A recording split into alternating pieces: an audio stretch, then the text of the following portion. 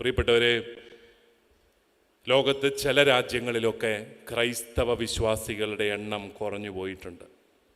അതിലൊന്ന് കേരളമാണ് കേട്ടോ. നമ്മുടെ എണ്ണം കുറഞ്ഞു പോയിട്ടുണ്ട്. അതിന് രണ്ട് കാരണങ്ങളുണ്ട്. ഒന്ന്, നമ്മൾ ദൈവത്തിൻ്റെ രണ്ട് കൽപ്പനകൾ ലംഘിച്ചു. ആദ്യത്തെ കൽപ്പന എന്തായിരുന്നു? പെരുകി ലോകം കീഴടക്കുക എന്നുള്ളതായിരുന്നു. പെരുകി ലോകം കീഴടക്കുക, അതായത് മക്കളെ ജനിപ്പിച്ച് ലോകം കീഴടക്കാനുള്ളതായിരുന്നു. നമ്മളത് ഒരു തലമുറ മുമ്പ് വരെയുള്ള നമ്മുടെ അമ്മമാരെല്ലാം ഒത്തിരി മക്കളെ ജനിപ്പിച്ചു. അതുകൊണ്ടാണ് നമ്മളുടെ എണ്ണം പെരുകിയത്. പക്ഷേ ഇപ്പോഴത്തെ ന്യൂജൻ അമ്മമാർ മക്കളെ അങ്ങനെ ജനിപ്പിക്കാൻ വിസമ്മതിക്കുന്നത് കൊണ്ട് വളരെ ചുരുങ്ങിപ്പോയി നമ്മുടെ സമൂഹം. എന്തൊരു നാണക്കേടല്ലേ. പക്ഷേ രണ്ടാമത്തെ കൽപ്പന എന്തായിരുന്നു? ലോകമെങ്ങും പോയി സുവിശേഷം പറയാനായിരുന്നു. നമ്മൾ അതിൽ ലംഘിച്ചു. പിന്നെ എങ്ങനെ കർത്താവ് നമ്മളെ സഹായിക്കും? ഈ രണ്ട് മാർഗങ്ങളും നമ്മൾ ലംഘിച്ചു. ലോകമെങ്ങും പോയി സുവിശേഷം പറയാൻ നമ്മൾ തയ്യാറാകാത്തതിൻ്റെ കാരണം എന്താ? പേടിയാ. നമ്മൾ സുവിശേഷം പറഞ്ഞാൽ മറ്റുള്ളവർ എന്നാ വിചാരിക്കും, അതാണ്. ഞാൻ ഈ ചെറുപ്പക്കാർ പിള്ളേരുടെ അടുത്തൊക്കെ ചെന്ന് ചോദിക്കും, മക്കളെ ഇൻസ്റ്റാഗ്രാം ഉപയോഗിക്കുന്നവർ കൈവെക്കുക. എല്ലാവരും കൈവെക്കും. എന്നിട്ട് ഞാൻ ചോദിക്കും, നിങ്ങൾ ഉപയോഗിക്കുന്ന ഇൻസ്റ്റാഗ്രാമിൽ ഒരു ബൈബിൾ വാക്യമെങ്കിലും ഇതുവരെ ടൈപ്പ് ചെയ്തിട്ടുള്ളവർ കൈവെക്കുക. സൈലന്റ് വാലിയിലെ കുരങ്ങന്മാരെ പോലെ 5-6 പേര് മാത്രം കൈവെക്കും. വംശനാശം വന്നുപോയി അങ്ങനെ ബൈബിൾ വാക്യങ്ങൾ എഴുതിയിടുന്നത്. അവരെല്ലാം ബൈബിൾ വാക്യമൊക്കെ എഴുതിയിടുന്നത് മോശം, ബൈബിൾ വാക്യമൊക്കെ എഴുതിയിടുന്നത് മോശമല്ലേ. അതാണ് നമ്മുടെ ഒരു ചിന്ത. നമ്മൾ കർത്താവിൻ്റെ വചനം പ്രഘോഷിക്കുന്നില്ല, പ്രഘോഷിക്കാൻ ധൈര്യം കാട്ടുന്നില്ല. അതുകൊണ്ട് സംഭവിച്ചതെന്താ? ആരും സുവിശേഷം അറിയുന്നില്ല. ഇന്ത്യയിൽ 2.3% നമ്മുടെ എണ്ണം കുറഞ്ഞിട്ടുണ്ടെങ്കിൽ അതിൻ്റെ കാരണം എന്താണ്? സുവിശേഷം പറയാൻ ധൈര്യമില്ലാത്ത ആൾക്കാരായിട്ട് നമ്മൾ മാറി. കർത്താവിന് ആളെണ്ണം അധികമൊന്നും വേണ്ട ഈ ലോകത്തെ സ്വാധീനിക്കാൻ. 12 പേരെ കൊണ്ടാണ് 2.6 ബില്യൺ ആൾക്കാരിലേക്ക് തമ്പുരാൻ എത്തിയതെങ്കിൽ നമ്മൾ ധാരാളമാണ്. സുവിശേഷം പറയുന്നവരാണെങ്കിൽ നമ്മൾ ധാരാളമാണ് ഈ ലോകത്തെ മുഴുവൻ സുവിശേഷവൽക്കരിക്കാൻ.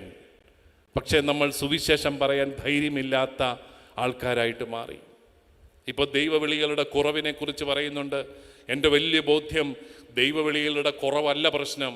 ദൈവവിളി സ്വീകരിച്ചവർ സുവിശേഷം പറയാൻ തയ്യാറാകാത്തതാണ് നമ്മുടെ വിശ്വാസത്തിൻ്റെ ഏറ്റവും വലിയ തകർച്ച. ദൈവവിളി സ്വീകരിച്ചവര് വചനം പറയാൻ തയ്യാറാകുന്നില്ല, സുവിശേഷം പ്രഘോഷിക്കാൻ തയ്യാറാകുന്നില്ല. വളരെ സുരക്ഷിതമായ ഇടങ്ങളിൽ മാത്രം നാം സുവിശേഷം പറയുന്നു. മാമോദീസ വെള്ളം തലയിൽ വീണ എല്ലാവരും ലോകത്തിന്റെ അതിർത്തികൾ വരെ സുവിശേഷം പറയാൻ വിളിക്കപ്പെട്ടവരാണെങ്കിലും നമ്മൾ ആരോടും പറയുന്നില്ല. കാരണം പേടിയാണ്. മറ്റുള്ളവർ എന്നാ വിചാരിക്കും? മനുഷ്യനെ പേടിച്ചിരിക്കുകയാണ്. മനുഷ്യനെ പേടിച്ചിരിക്കുമ്പോൾ നമുക്ക് ഒരിക്കലും ലോകത്തെ സ്വാധീനിക്കാനായിട്ട് സാധിക്കുന്നില്ല. തിമോത്തേയോസിന് എഴുതിയ 2-ാം ലേഖനം 1-ാം അധ്യായം 7-ാമത്തെ വാക്യത്തിൽ മെത്രാനായ തിമോത്തേയോസിനോട് പൗലോസ് ശ്ലീഹ പറയുന്നുണ്ട്, ഭീരുത്വത്തിന്റെ ആത്മാവിനെ അല്ല, പേടിച്ചിരിക്കേണ്ടവനല്ല നീ. ദൈവം നമുക്ക് നൽകിയത് ഭീരുത്വത്തിന്റെ ആത്മാവിനെ അല്ല, ശക്തിയുടെയും സ്നേഹത്തിൻ്റെയും ആത്മനിയന്ത്രണത്തിൻ്റെയും ആത്മാവിനെയാണ്. പ്രിയപ്പെട്ടവരെ, നമുക്ക് എല്ലാവരും ഒരുമിച്ച് പറയാം, ശക്തിയുടെയും സ്നേഹത്തിന്റെയും ആത്മനിയന്ത്രണത്തിന്റെയും ആത്മാവിനെയാണ് നമ്മൾ സ്വീകരിച്ചിരിക്കുന്നത്. ശക്തിയുടെ ആത്മാവിനെയാണ്, ഭീരുത്വത്തിന്റെ ആത്മാവിനെയല്ല. ഭയപ്പെട്ടിരിക്കുകയാണ് നമ്മൾ, മറ്റുള്ളവരെ ഭയപ്പെട്ടിരിക്കുകയാണ്.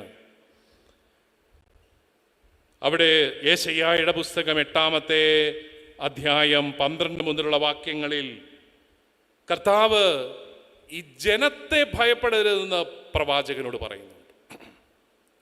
ഈ ജനം സഖ്യമെന്ന് വിളിക്കുന്നതിനെ നിങ്ങൾ സഖ്യമായി കരുതുകയോ, ഈ ജനം ഭയപ്പെടുന്നതിനെ ഭയപ്പെടുകയോ ചെയ്യരുത്, പരിഭ്രമിക്കുകയും അരുത്.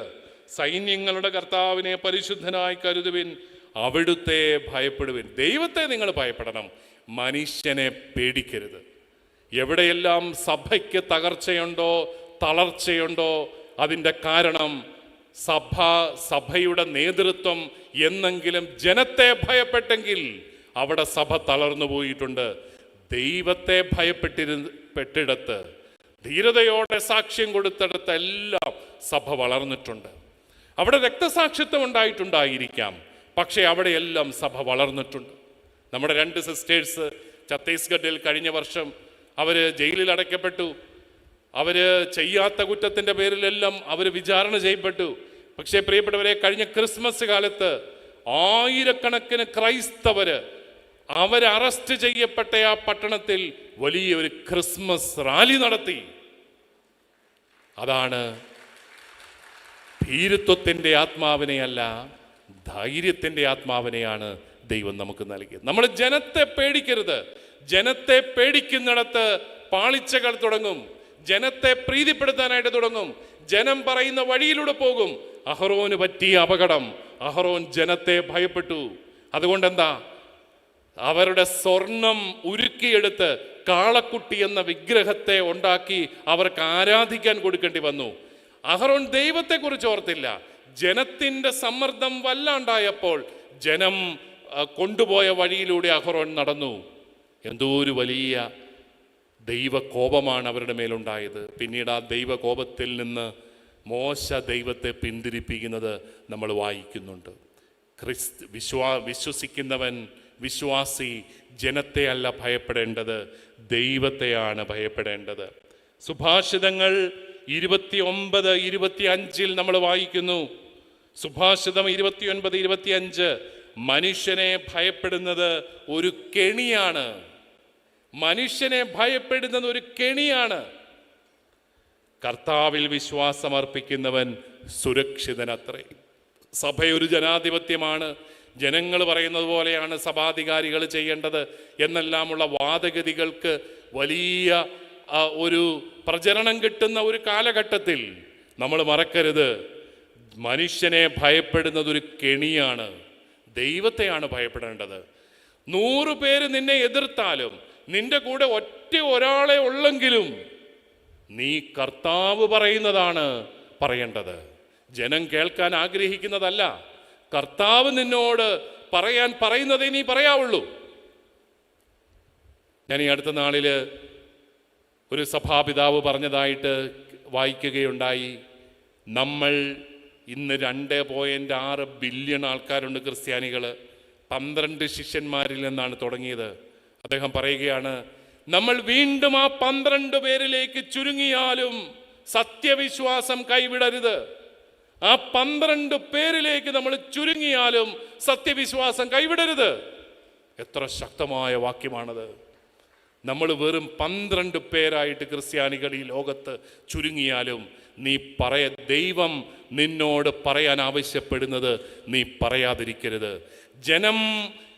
ജനം തെളിച്ച വഴിയിലൂടെ പോയിടത്തൊക്കെ പ്രവാചകൻ വഴിതെറ്റി വീണു. ദൈവം തെളിച്ച വഴിയിലൂടെ പോയപ്പോൾ അവൻ പീഡനമേൽക്കേണ്ടി വന്നെങ്കിലും അവന് ദൈവത്തിന് സാക്ഷ്യം കൊടുക്കാനായിട്ട് സാധിച്ചു. പ്രിയപ്പെട്ടവരെ, ജനത്തെ ഭയപ്പെടുന്ന ഒരവസ്ഥ അത് വളരെ പ്രധാനപ്പെട്ട ഒരു കാര്യമാണ്. നമ്മുടെ മറ്റൊരു വലിയ പേടി പരാജയമാണ്. പരാജയപ്പെടുമോ എന്നുള്ള പേടിയാണ്. പരാജയങ്ങളെ പേടിച്ച് പല കാര്യങ്ങൾ ചെയ്യാൻ സാധിക്കാത്ത ആ ഒരു സമൂഹം. ഞാൻ എപ്പോഴും ക്രിസ്ത്യാനിയെക്കുറിച്ച് ഓർക്കുമ്പോൾ, പ്രത്യേകിച്ച് കേരളത്തിലെ ക്രൈസ്തവരെക്കുറിച്ചൊക്കെ ഓർക്കുമ്പോൾ എനിക്ക് അഭിമാനം തോന്നാറുണ്ട്. നല്ല ധൈര്യമുള്ള മനുഷ്യരായിരുന്നു ക്രിസ്ത്യാനികൾ. നമ്മുടെ കൂട്ടത്തിൽപ്പെട്ടവരാണോ എന്ന് എനിക്ക് സംശയമുണ്ട് കേട്ടോ. പക്ഷെ നമ്മുടെ പഴയ തലമുറ നല്ല ധൈര്യമുള്ള മനുഷ്യർ. കൃഷിയുടെ കാര്യത്തിൽ, അതുപോലെ കച്ചവടത്തിൻ്റെ കാര്യത്തിൽ നല്ല ധീരമായ ഒരു സംസ്കാരം കെട്ടിപ്പടുത്ത ഒരു ജനത, സാമ്പത്തികമായിട്ടൊക്കെ ഉയർന്ന ഒരു സമൂഹമായിരുന്നു നമ്മൾ ഒരു കാലത്ത്. നല്ല ധൈര്യമുള്ള ഒരു ജനത. ഞാൻ ആലപ്പുഴ പ്രദേശത്ത് ജോലി ചെയ്യാനായിട്ടിടയായ കാലഘട്ടങ്ങളിൽ മീൻ പിടിക്കാനായിട്ട് പോകുന്ന മത്സ്യത്തൊഴിലാളികളായ നമ്മുടെ കത്തോലിക്ക സഹോദരങ്ങളെ കണ്ടിട്ടുണ്ട്. അവിടെ എത്തിയപ്പോഴാണ് ബോട്ടിലൊക്കെ ഇവർ 2 ആഴ്ചയൊക്കെ ആഴക്കടലിൽ പോയി കിടക്കുന്നതാണ് മത്സ്യബന്ധനം നടത്തുന്നത്.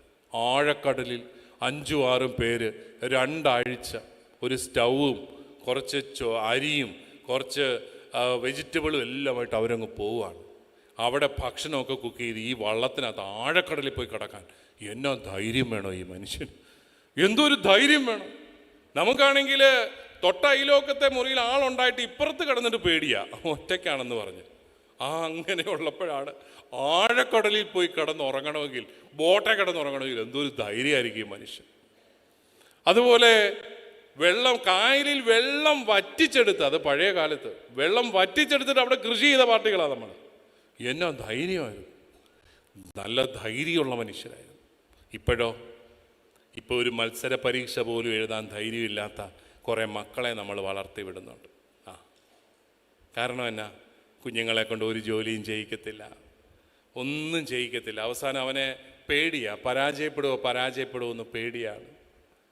അവനാകപ്പാടെ അറിയാവുന്ന 4 തൊഴിലുണ്ട്. ക്രിസ്ത്യാനിക്ക് അറിയാവുന്ന 4 തൊഴിലുണ്ട്. ഒന്ന് ഡോക്ടർ, ഒന്ന് എൻജിനീയർ, ഒന്ന് നേഴ്സ്, ഒന്ന് ടീച്ചർ. തീർന്നു, അവൻ്റെ എല്ലാ പരിപാടിയും തീർന്നു. വേറെ ഒന്നും ചെയ്യാൻ അവനോട്ട് അറിയത്തുമില്ല, ഒന്നുമില്ല. നമ്മളിങ്ങനെ ധൈര്യമില്ലാത്ത കുറേ മക്കളെ വളർത്തിക്കൊണ്ട് വരുന്നുണ്ട് കേട്ടോ. ഇവിടെ കൂടുതലും അമ്മമാരെയാണ് ഞാൻ കാണുന്നത്. നിങ്ങളെന്നെ ഒന്നും ചെയ്യരുത്, ഞാൻ പൊക്കോളാം 3 മണിയാകുമ്പോൾ. ധൈര്യമില്ലാത്ത കുറേ പിള്ളേരെ ഒരു ജോലിയും ചെയ്യിക്കത്തില്ല. ചില ആൺപിള്ളേരൊക്കെ ഒരു ആൺകുട്ടിയൊക്കെ ജനിച്ചു കഴിഞ്ഞാൽ പിന്നെ 2 പെൺപിള്ളേർ കഴിഞ്ഞ് ഒരു ആൺകുട്ടിയൊക്കെ ജനിച്ചു കഴിഞ്ഞാൽ അയ്യോ വലിയ നൊബേൽ സമ്മാനം കിട്ടിയ സന്തോഷമാണ്, വലിയ ട്രോഫി കിട്ടിയ സന്തോഷമാണ്. എന്നിട്ടോ ആ ആൺകൊച്ചിനെ കൊണ്ട് ഒരു ജോലിയും ചെയ്യിക്കത്തില്ല, അവനെ കൊണ്ട് ഒരു ജോലിയും ചെയ്യിക്കത്തില്ല. അവനെ ഇങ്ങനെ ലാളിച്ച് അങ്ങനെ വളർത്തുകയാണ്. അവസാനം അവനൊന്നും അറിയത്തില്ല. അവന് കാശ് കിട്ടിയാൽ അത് ചെലവാക്കാൻ അറിയാവുന്നല്ലാതെ 5 പൈസ പോലും ഉണ്ടാക്കാൻ അവൻ അറിയത്തില്ല. ഒരു ഉത്തരവാദിത്വം ചെയ്യാൻ അവൻ അറിയത്തില്ല. ഞാനൊരു മാതാപിതാക്കളുടെ ഒരു സമ്മേളനത്തിൽ ചെന്നിട്ട് ചോദിച്ചു, മക്കളെ കൊണ്ട് സ്വന്തം തുണി കഴുകിക്കുന്ന എത്ര മാതാപിതാക്കൾ അവിടെയുണ്ട്? വളരെ കുറച്ച് പേരെ കൈപൊക്കിയുള്ളൂ കേട്ടോ. ഞാനിപ്പോൾ നിങ്ങളോട് കൈവക്കാനൊന്നും പറയുന്നില്ല, എനിക്കൊരു സമാധാനമായിട്ട് പോകാമല്ലോ. മക്കളെ കൊണ്ട് സ്വന്തം തുണി കഴിക്കുന്ന മാതാപിതാക്കൾ എത്രയുണ്ട്? കാണുകയില്ല. കാരണം എന്നാ, എൻ്റെ പിതാവേ, ഞങ്ങൾക്ക് ആകപ്പാടെ 2 ഉള്ളൂ, അതുങ്ങളുടെയൊക്കെ തുണി കഴുകാനുള്ള സമയം എനിക്കുണ്ട്, കൊച്ചിരുന്ന് പഠിച്ചോട്ടെ. കൊച്ചിന് എത്ര വയസ്സായി? 26 വയസ്സായി കൊച്ചിന്. ഇപ്പം നിങ്ങൾ പറയും 54 വയസ്സുള്ള ഈ തറയിൽ പിതാവ് ചെറുപ്പക്കാരനാണെന്നാണ് എറമ്പിലച്ചൻ പറഞ്ഞത്. അങ്ങനെയാണെങ്കിൽ പിന്നെ ഞങ്ങളുടെ 26 വയസ്സുള്ളത് കൊച്ചാന്ന് പറയുന്നതിന് ഇപ്പോൾ എന്നാ കുഴപ്പമെന്ന് നിങ്ങൾ ചിലപ്പോൾ ചോദിക്കും. അതാണ്, നമ്മൾ അവരെയൊന്നും വളരാൻ സമ്മതിക്കുന്നില്ല. എൻ്റെ